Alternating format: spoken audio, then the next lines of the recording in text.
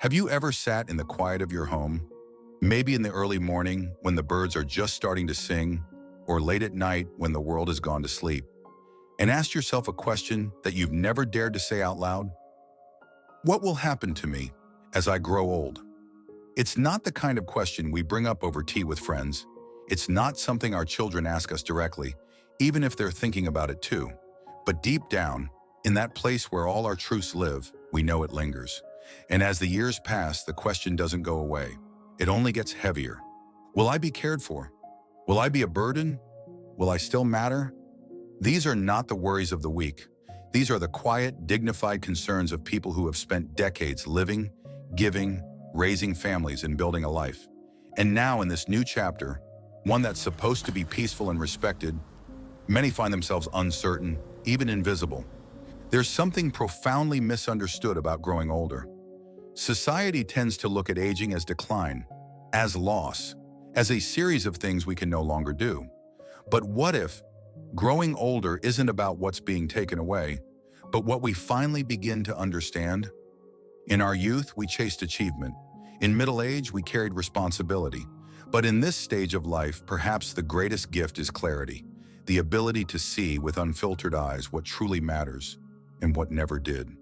But clarity doesn't always bring comfort, because here's the uncomfortable truth. The systems in place to support our elders often feel cold, impersonal. A nursing home might promise care, but it also brings rules, routines, and a loss of the very thing elders cherish most: freedom. Living with your children might seem ideal. It's what tradition tells us is right, but reality is messier. Generational differences, busy lives, hidden resentments. There's love, yes, but sometimes love is not enough to make space feel like home. Hiring a caregiver can help, but that too comes with risks. A stranger in your house, the possibility of disconnection, the feeling of being watched, or worse, ignored. So where does that leave us? Alone, many would say, but not defeated. In the quiet moments of reflection, something else often rises, something stronger than fear. It's the quiet determination to hold on to one's dignity, to find a way forward that feels right, not just convenient. And that's what this story's about. It's about the men and women who decided that aging would not mean surrendering, who realized that though they might need support, they didn't need to lose themselves in the process. They chose to redefine what elder care could look like, not just as recipients, but as active creators of their own solutions.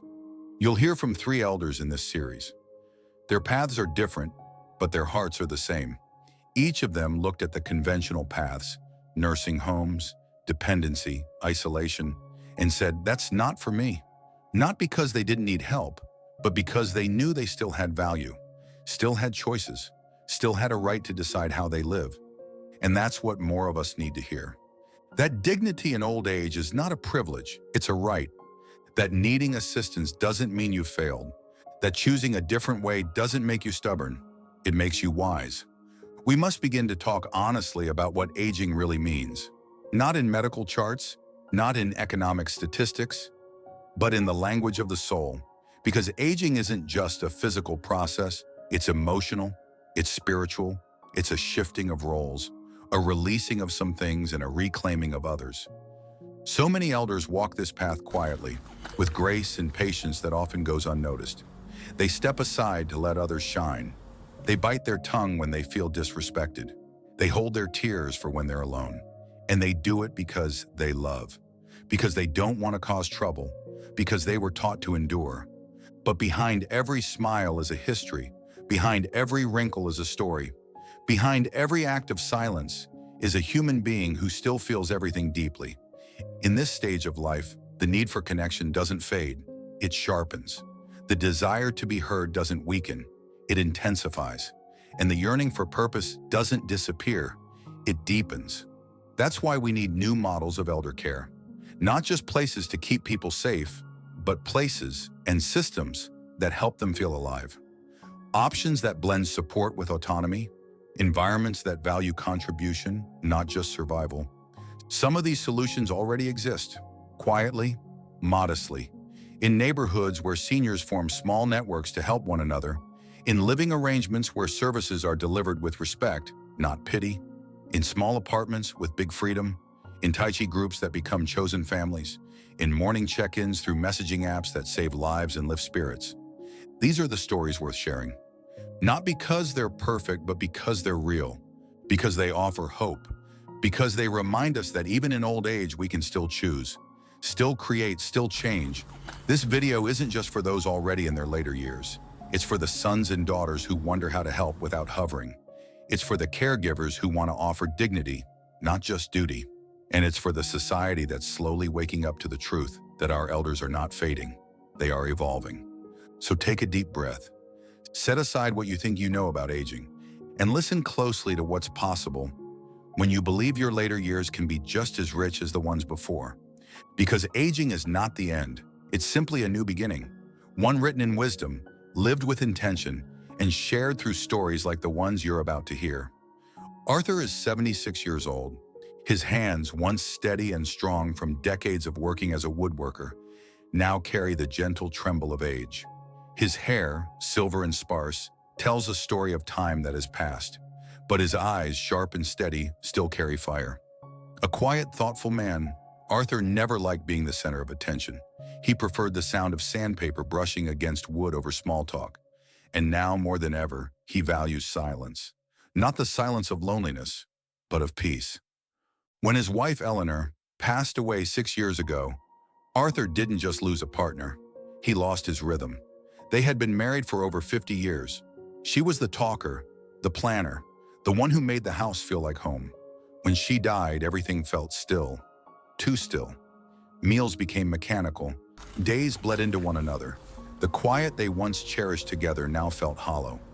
His children, grown and scattered across cities, did what they thought was best. They suggested he move in with them, or maybe consider an assisted living facility. They offered to help pay for a living caregiver, but none of those options felt right. "I'm not furniture," Arthur would say, half-jokingly. "You don't just move me around." The truth was, he wasn't afraid of help. He was afraid of losing who he was in the process. He tried the caregiver route first. A kind woman in her early 40s came to stay for a trial period. She meant well, cooked decent meals, kept the kitchen clean, but she spent more time scrolling on her phone than talking. She never asked about his routines, his preferences. It felt more like supervision than companionship. Arthur often found himself pretending to nap just to avoid small talk. After 2 weeks, he asked her not to come back. "I'd rather burn the toast myself than feel like a guest in my own kitchen," he muttered one morning, standing over his slightly charred breakfast. The children were worried. Understandably so. They feared isolation, decline, depression, and so without telling him in advance, they made arrangements for a spot at a nearby senior home. Just for a trial month, they said. Just to see if he liked it. Arthur tried, he really did. The facility was clean, modern, and full of kind faces. But every door had a code, every activity had a schedule. There was bingo on Tuesdays, chair yoga on Thursdays, and 3 meals a day served precisely at 8, 12, and 6. But there was no room for spontaneity, no place for solitude. The staff was professional but distant, and there was an unspoken heaviness in the air, a quiet reminder that many had come here for their final chapter. "I didn't come here to wait to die," Arthur told his daughter during a visit. "I came here to see if I could live, and I can't. Not like this." He left after 17 days. Back at his home, surrounded by memories and dust and a few creaky floorboards, Arthur did something unexpected. He started rearranging things, not just furniture, but his life. He dusted off old cookbooks Eleanor once used and taught himself how to make simple meals. Eggs that didn't burn, soup that actually tasted like something. He burned a few dishes at first, laughed at himself, but slowly something returned to his eyes, something like pride. He joined a morning walking group in the local park, mostly seniors like him, some widowed, some divorced, all searching for something familiar. They walked in silence sometimes or chatted about aches and grocery prices, but it felt real, human.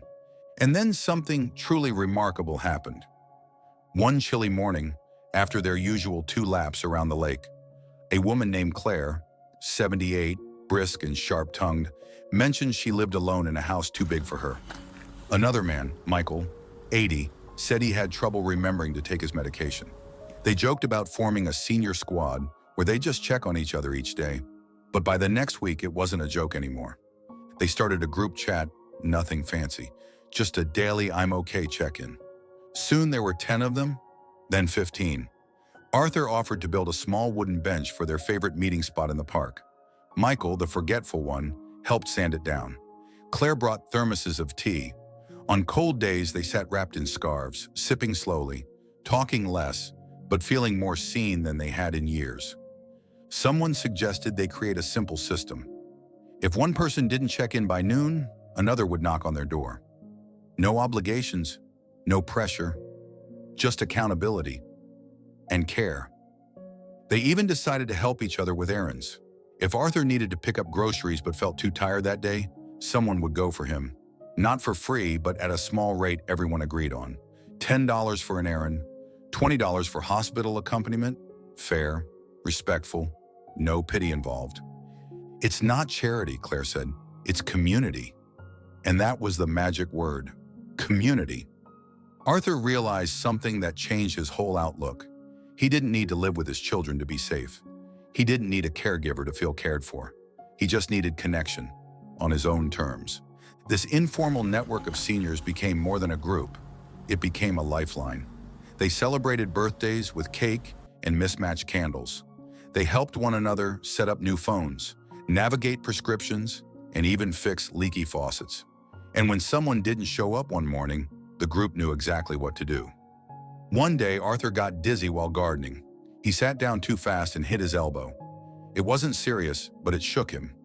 That afternoon, without needing to ask, 2 group members dropped by with soup, a warm blanket, and stories to distract him. "Just in case you forgot," Claire said, placing the soup on the counter. "You're not alone in this." Arthur smiled. Not because of the soup, but because someone knew to bring it without being asked. For the first time since Eleanor's death, Arthur felt rooted again. Not in routine, but in relevance. His children still visit, still worry, of course, but now they see something in him they hadn't in years. Lightness, confidence, and above all, peace. They still suggest ideas, senior housing, part-time aides, but Arthur simply nods and says, "I have my people." And he does. Aging, Arthur learned, isn't about what you can no longer do. It's about what you choose to do with what you still have. He may not run marathons or fix roofs anymore, but he can listen. He can show up. He can contribute. And that, he believes, is enough. The days aren't always easy. There are mornings when his knees ache, evenings when the silence still creeps in, but they're no longer empty. They are full of memory, of movement, of meaning. And that, he believes, is what aging with dignity truly looks like. Margaret turned 70 last spring. The celebration was quiet, just her son, daughter-in-law, and 2 grandchildren sitting around a dining table with a store-bought cake. No candles, no singing, just polite conversation and a few distracted glances at phones. She smiled, said thank you, and excused herself early that evening, claiming she was tired.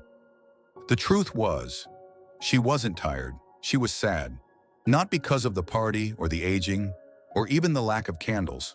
She was sad because she felt invisible, forgotten in a house she didn't recognize, among people she barely felt connected to anymore, even though they were her own family. A year earlier, after her husband died suddenly from a stroke, Margaret's life had shifted in an instant. The house they'd built together felt too quiet, too big, too haunted by the memories that lived in every creaking stair and unused chair. Her daughter insisted she shouldn't stay there alone. "It's not safe, Mom," she had said. "Come live with us. You'll have company. You'll be taken care of." At the time, Margaret thought it made sense. She packed up half a lifetime of memories into boxes and moved into the guest room of her daughter's suburban home. She promised herself it would be temporary, just until the loneliness faded, just until she could think clearly again. But weeks turned into months, and the loneliness, it didn't fade, it only shifted. Living with her daughter meant constant adjustments. Meals were at odd times. Conversations were brief. Her son-in-law was courteous, but distant. Her grandchildren, teenagers lost in their digital worlds, barely noticed her presence. Margaret, once the matriarch of family dinners and Sunday picnics, now tiptoed through someone else's schedule. At first, she tried to help. She cooked a few meals, folded laundry, offered to pick up the kids from school. But her daughter gently pushed back. "We've got it, Mom. Just relax." So she relaxed. She read quietly in her room. She cleaned up after herself. She took slow walks around the neighborhood where nobody knew her name. And in the quiet moments when the house was still, she began to feel something she never expected to feel under her own child's roof. Unwanted. One night after dinner, her daughter's words slipped out without malice, but they stung all the same. "Mom, I know this is hard for you, but it's hard for us too." That night, Margaret stared at the ceiling for hours. Hard for them? She had raised that daughter through illness, through poverty, through heartbreak. She had given up jobs, nights of sleep, and entire years of her life so her children could have better ones. And now she was a burden, a polite one, a loved one perhaps, but a burden nonetheless. The next morning she made a decision. Over breakfast, between sips of lukewarm coffee, she looked her daughter in the eye and said, "I think I'd like to go home." Her daughter was surprised. "Home? But Mom, it's been so good having you here." Margaret smiled gently. "For you, maybe, but not for me." She moved back into her old house within a week. The silence was louder than ever, but it was hers. In the months that followed, Margaret tried to reclaim her space. She opened the windows, rearranged furniture, donated old clothes, but the house still carried a weight she couldn't quite shake. Something was missing, not noise, not activity, but connection. One afternoon, while browsing a local bulletin board at the grocery store, she saw a flyer. Social living for independent seniors. Private studios with shared community services. It sounded like a marketing pitch, but something about the phrase independent seniors lingered in her mind. She took the flyer home, read it again and again. By the following Monday, she booked a tour. The facility wasn't what she expected. It wasn't a nursing home. It wasn't a sterile hallway lined with hospital beds. It was more like a hotel.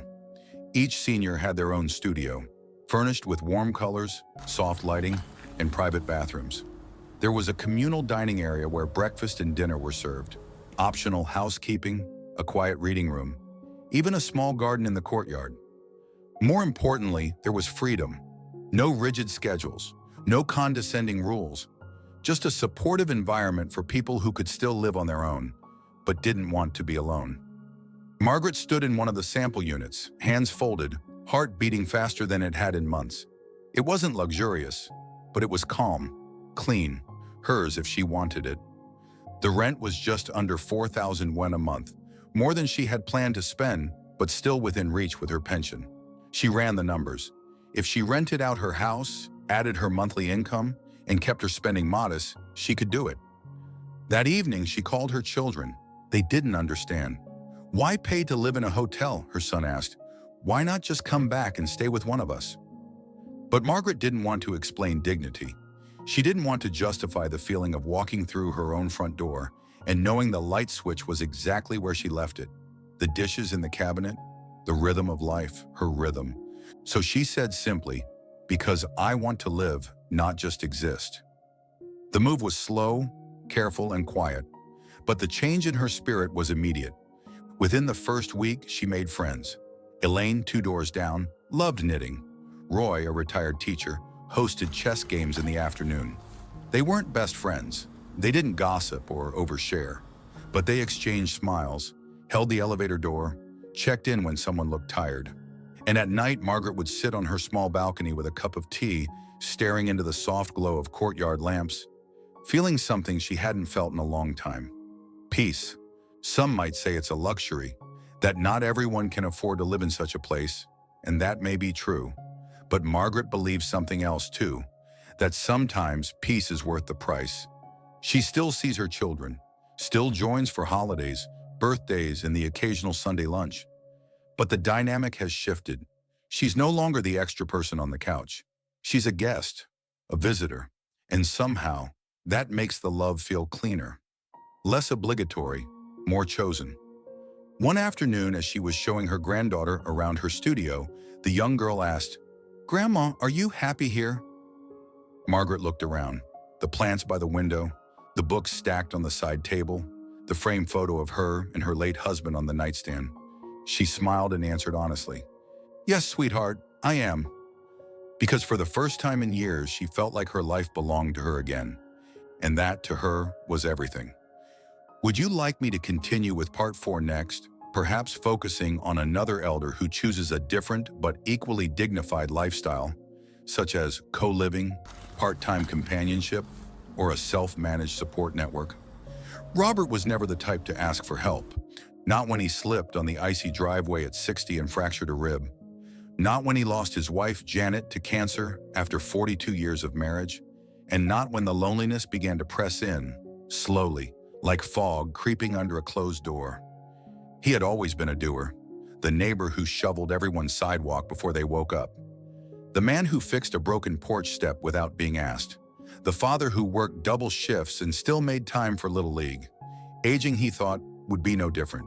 He'd handle it, quietly, respectfully, alone. But alone is a heavy word. After Janet passed, the days got longer. He filled them with errands, puzzles, books he never finished. He had a decent pension and a small home in a quiet neighborhood. But no matter how many routines he built, nothing filled the silence that came after dusk. His son, who lived 2 states away, suggested a move. Maybe a smaller house, maybe closer to family. But Robert hesitated. His home was more than brick and wood. It was the echo of a shared life. The corner where Janet used to sip tea, the chair he never let anyone else sit in, the window where they'd watch thunderstorms roll in, fingers entwined in silence. He wasn't ready to let it go, but he also wasn't ready to keep pretending everything was fine. It started with a conversation. Simple, almost accidental. He was picking up milk at the grocery store when he saw Evelyn, an old friend from church. She had lost her husband 2 years before. They stood in the aisle for nearly an hour, just talking. About aches, about weather, about nothing in particular. But when they said goodbye, Robert realized something. He felt lighter. So he called her the next week, asked if she'd like to join him for lunch. She agreed. They invited another friend, David, a retired electrician who'd also lost his wife. Then came Sandra, recently divorced. Then George, whose children had all moved abroad. Before long, they were meeting every Friday. 5 seniors, 5 different paths, one shared question hanging quietly above every conversation. Is there a better way to live than just waiting alone? And one day someone said it out loud. What if we lived together? At first it sounded absurd. They joked about forming a retirement commune, planting vegetables and arguing over radio stations. But the idea lingered, and the more they talked, the more it made sense. Not under one roof, but near each other, side by side, with rules, with privacy, with freedom. Within 4 months, they made it real. Robert had the largest home, 3 bedrooms, a spacious kitchen, and a sunroom Janet once filled with plants. After some renovations and financial agreements, Evelyn moved into the guest room. Sandra took the den, which they converted into a small private suite. David and George, both living nearby, didn't move in, but they dropped by every day. They called it the Circle. It wasn't a business, it wasn't charity. It was a living arrangement built on mutual respect. Everyone contributed in some way: cooking, groceries, cleaning, medication reminders, companionship. They shared meals, but not every meal. They respected closed doors. They rotated responsibility for the small things that usually wear on people living alone. And perhaps most importantly, they checked in on each other. Every morning before 9 a.m., they'd knock on one another's door, just once. A gentle knock that meant, "Are you okay?" If someone didn't answer, the others acted, not with panic, but with care. Robert felt something awaken in him, a sense of purpose he hadn't felt since Janet's last days. He wasn't just being looked after, he was looking after others. They were each other's caregivers, neighbors, roommates, friends. There were arguments, of course. Sandra didn't like how George always left crumbs on the kitchen counter. David once turned the thermostat too low and insisted he was saving the planet. But unlike the tension Robert had once felt visiting his children's home, where everything felt tight and unspoken, the Circle aired things out openly, with humor, with patience. They even created a shared fund. Each member contributed a small amount monthly, used only for shared expenses: emergency rides, shared groceries, household repairs. It gave them a sense of order, a system.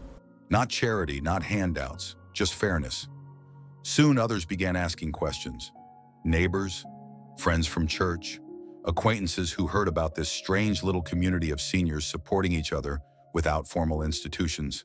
Some laughed, some said it was impractical, but many were inspired. One by one, more people joined. Not into Robert's house, but into the idea. They started a network, a simple one, a local phone chain and a weekly check-in group, a system where seniors living alone could call someone, ask for help, or simply talk. Within months, there were over 20 members in the neighborhood. It wasn't grand, no uniforms, no official titles, but it worked.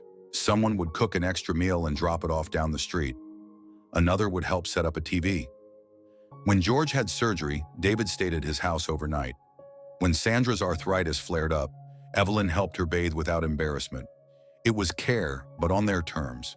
The circle became something beautiful, a way to age without surrendering. Robert no longer felt the panic that once kept him awake at night. What if I fall? What if no one knows? What if I disappear? Because now, if he missed breakfast, someone would knock. If he needed groceries, someone would ask. If he just wanted to talk, someone would listen.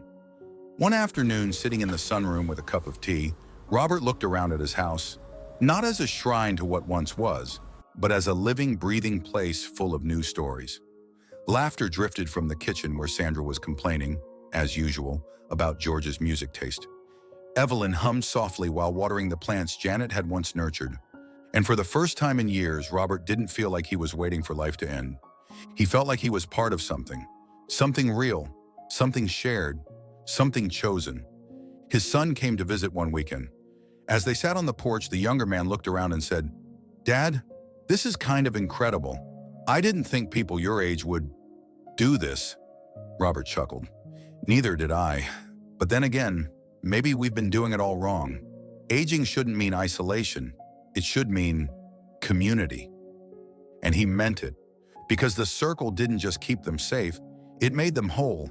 They had each other, not in obligation, but in solidarity.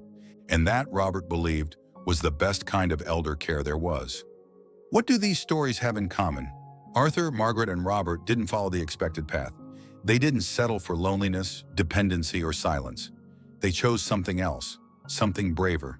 They chose to age on their own terms. For some, it meant building new communities.